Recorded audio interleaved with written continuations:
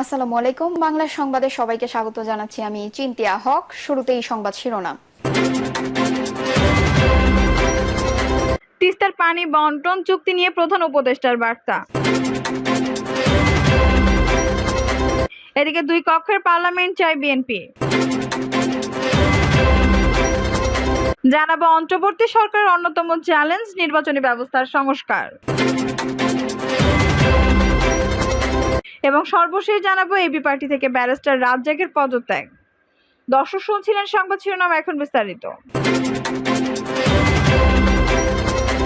তিস্তার পানি বন্টন চুক্তি নিয়ে প্রধান উপদেষ্টার বার্তা। অন্তর্বর্তী সরকার দীর্ঘদিন ধরে অমীমাংসিত তিস্তা নদীর পানি বন্টন চুক্তির বিষয়ে মত পার্থক্য দূর করার উপায় নিয়ে ভারতের সঙ্গে আলোচনা করবে। বিষয়টি দীর্ঘদিন ধরে ঝুলে আছে, এতে কোনো দেশেরই লাভ হচ্ছে না বলে মন্তব্য করেছেন প্রধান উপদেষ্টা অধ্যাপক ডক্টর মোহাম্মদ ইউনূস। দুই দেশের মধ্যে পানি বন্টনের বিষয়টি অবশ্যই আন্তর্জাতিক আইন অনুযায়ী হতে উল্লেখ করে তিনি বলেন, এসব ক্ষেত্রে বাংলাদেশের মতো ভাটির দেশগুলোর অধিকার সমুন্নত রাখার সুনির্দিষ্ট অধিকার রয়েছে। প্রধান উপদেষ্টা বলেন, বিষয়টি নিয়ে বসে থাকার ফলে এতে কোনো কাজ হচ্ছে না। আমি যদি জানি আমি কতটুকু পানি পাবো সেটা ভালো হতো। এমনকি পানির পরিমাণ নিয়ে যদি আমি খুশি নাও হই তাতেও কোনো সমস্যা নেই। এই বিষয়টি সমাধান হতেই হবে। তিস্তার পানি বন্টন চুক্তির বিষয়টি সমাধানে অন্তর্বর্তী সরকার ভারতকে শীঘ্রই তাড়া বা চাপ দেবে কিনা এমন এক প্রশ্নের জবাবে ডক্টর ইউনূস বলেন, নতুন সরকার বিষয়টি নিয়ে আলোচনা করবে। নোবেল জয়ী এই সরকার প্রধান বলেন, চাপ শব্দটি অনেক বড়, আমি এই কথা বলছি না। আমরা আলোচনা করব, তবে আমাদের একসঙ্গে বসে সমস্যার সমাধান করতে হবে। ভারতের তৎকালীন প্রধানমন্ত্রী মনমোহন সিংয়ের 2011 সালে ঢাকা সফরকালে তিস্তার পানি বন্টন চুক্তি স্বাক্ষর অনেকটা চূড়ান্ত হয়ে গিয়েছিল। তবে পশ্চিমবঙ্গের মুখ্যমন্ত্রী এই চুক্তিকে অনুমোদন দিতে অস্বীকৃতি জানানোর ফলে চুক্তি আর হয়নি। তখন মমতা দাবি করেছিলেন তার রাজ্যেই পানির সংকট রয়েছে। দুই কক্ষের পার্লামেন্ট চায় বিএনপি। জনগণের সমর্থন নিয়ে বিএনপি জাতীয় সরকারের মাধ্যমে দেশ পরিচালনা করতে চায় বলে জানিয়েছেন দলটির ভারপ্রাপ্ত চেয়ারম্যান তারেক রহমান। তারেক রহমান বলেন, দেশে প্রথাগত রাজনীতির সঙ্গে সম্পৃক্ত নন, কিন্তু দেশ গঠন, উন্নয়ন ও পরিচালনায় অংশ নিতে চান এমন অসংখ্য জ্ঞানী গুণী শিক্ষক, শিল্পী, সাহিত্যিক, সাংবাদিক, গবেষক, চিকিৎসক, কারিগরি বিশেষজ্ঞ এবং মানবতা কর্মী রয়েছেন। তবে বর্তমানে সাংবিধানিক কাঠামোতে তাদের পক্ষে সংসদে সদস্য হিসেবে অবদান রাখার সুযোগ নেই।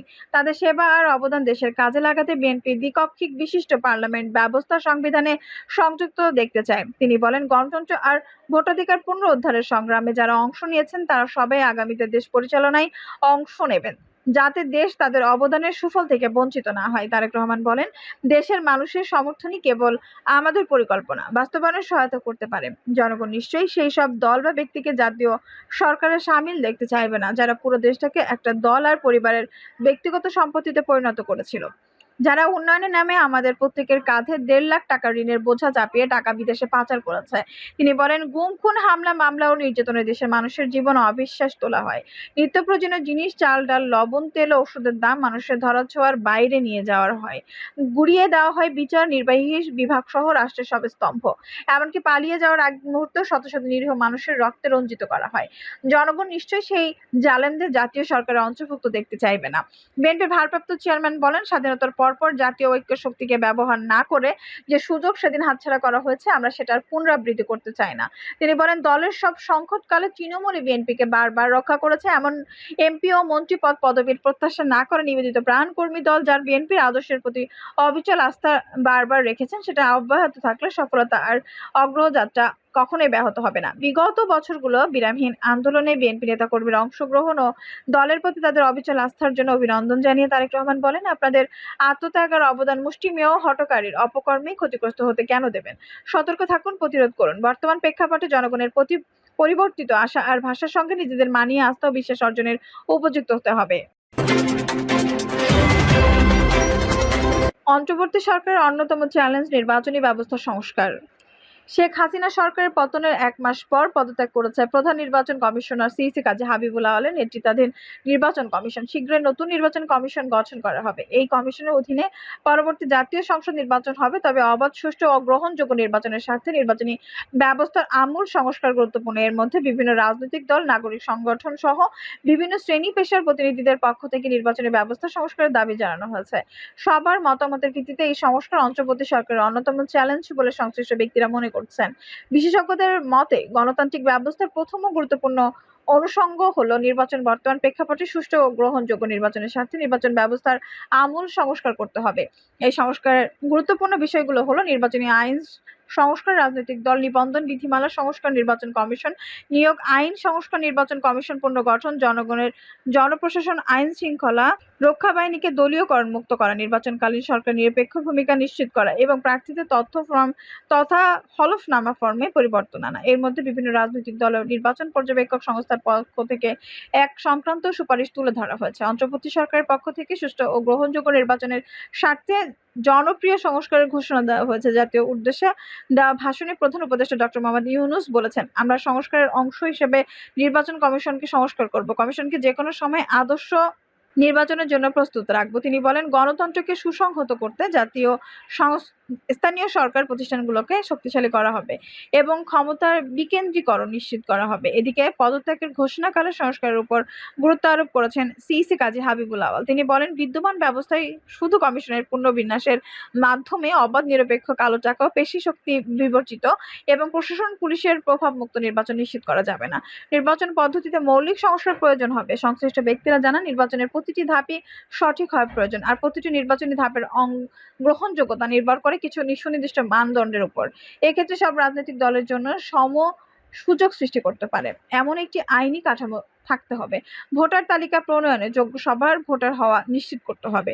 আগ্রহীদের নির্বাচনের প্রার্থী হওয়ারও ভোটারদের সামনে বিশ্বাসযোগ্য বিকল্প প্রার্থী থাকতে হবে এবং ভোটারদের ভয়ভীতির ঊর্ধ্বে উঠে স্বাধীনভাবে ভোটদানের সুযোগ দিতে হবে।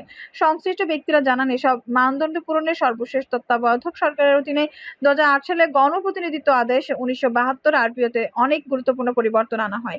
ডক্টর এটিএম শামসুল হুদার নেতৃত্বে গঠিত নির্বাচন কমিশন রাজনৈতিক দল এবং অন্যান্য অংশীজনের মতামত নিয়ে একগুচ্ছ সংস্কার প্রস্তাব প্রণয়ন করে।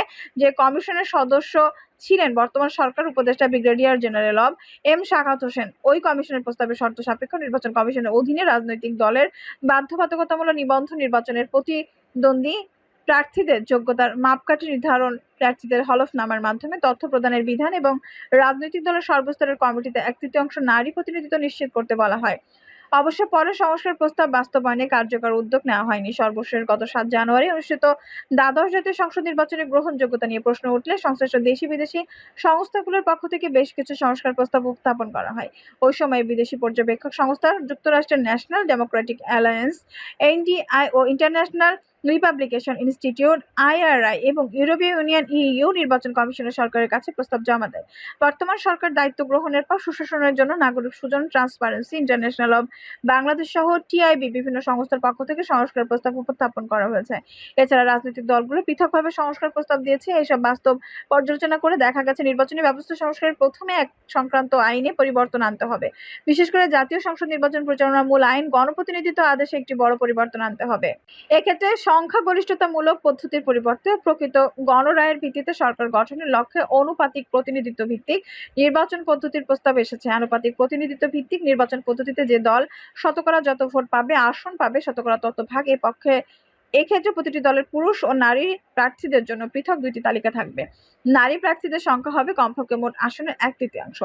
যে দল যতটি আসন পাবে তার প্রতি 3 জনে 1 জন হবে নারী। কোন দল যদি 2টি আসন পায় তার 1 জন হবেন নারী। প্রস্তাবে বলা হয়েছে, আনুপাতিক প্রতিনিধিত্ব ভিত্তিক নির্বাচন পদ্ধতি প্রবর্তন সম্ভব না হলে প্রচলিত নির্বাচন পদ্ধতির কিছু সংস্কার করতে হবে। এই ক্ষেত্রে মনোনয়ন বাণিজ্য অবসানের লক্ষ্যে প্রতিটি দলকে প্রতিটি আসনের জন্য গণতান্ত্রিক পদ্ধতিতে 3 জন করে প্রার্থী নির্ধারণ এবং কেন্দ্রীয় মনোনয়ন বোর্ড কর্তৃক ওই 3 জনের মধ্য থেকে 1 জন প্রার্থী মনোনয়ন দিতে হবে। প্রার্থীর হওয়া শর্ত হিসেবে মনোনয়ন পেতে আগ্রহী ব্যক্তিদেরকে কমপক্ষে 3 বছর আগে সংশ্লিষ্ট দলের সদস্য পদ গ্রহণ করতে হবে। নারীদের জন্য 1/3 আসন সংরক্ষণ এবং ওই আসনগুলোতে প্রত্যক্ষ নির্বাচনের ব্যবস্থা করতে হবে। প্রার্থীদের বর্জনের জন্য নো ভোটের বিধান পরিবর্তন করতে হবে। প্রার্থীদের ব্যয় হ্রাসের লক্ষ্যে নির্বাচন কমিশন কর্তৃক প্রার্থীদের পোস্টার ছাপানো, হলফনামার তথ্য প্রচার ও আসন ভিত্তিক প্রার্থী পরিচালিত সভার আয়োজন করতে হবে। পুরো নির্বাচনী প্রক্রিয়াকে স্বচ্ছ ও দুর্নীতিমুক্ত করার উপর গুরুত্ব আরোপ করতে হবে। শক্তিশালী নির্বাচন কমিশন গঠনে নির্বাচন কমিশন নিয়োগ আইন সংশোধন করতে হবে। নির্বাচন কমিশন গঠনে রাজনৈতিক ঐকমত্য নিশ্চিত করতে হবে। এবি পার্টি থেকে ব্যারিস্টার রাজ্জাকের পদত্যাগ। আমার বাংলাদেশ পার্টি এবি পার্টির পদ থেকে পদত্যাগ করেছেন সিনিয়র আইনজীবী ব্যারিস্টার আব্দুর রাজ্জাক। তিনি দলটির প্রধান উপদেষ্টা হিসেবে দায়িত্ব পালন করেছিলেন। এর আগে জামায়াত থেকে পদত্যাগ করে তিনি এবি পার্টিতে যোগ দিয়েছিলেন। বার্তায় ব্যারিস্টার আব্দুর রাজ্জাক বলেন, এবি পার্টির সঙ্গে কিছু ক্ষেত্রে মত পার্থক্য তৈরি হয়েছে, এজন্য আমি আর দলটির প্রধান উপদেষ্টা নই। ব্যারিস্টার আব্দুর রাজ্জাক দীর্ঘদিন ধরে ব্রিটেনে অবস্থান করছেন, সেখানে বর্তমান তিনি চিকিৎসাধীন রয়েছেন। ব্যারিস্টার রাজ্জাক জামায়াতের সহকারী সেক্রেটারি জেনারেল ছিলেন, দলটির আইনি এবং আন্তর্জাতিক বিষয়ে দেখভাল করতেন। 2019 সালে তিনি জামায়াত থেকে পদত্যাগ করেন। জামায়াতের সংস্কারের তাগিদ দিয়েছিলেন তিনি, বিশেষত 1971 সালে মুক্তিযুদ্ধকালীন ভূমিকার জন্য দলটিকে ক্ষমা চাওয়ার পরামর্শ দিয়েছিলেন ব্যারিস্টার রাজ্জাক।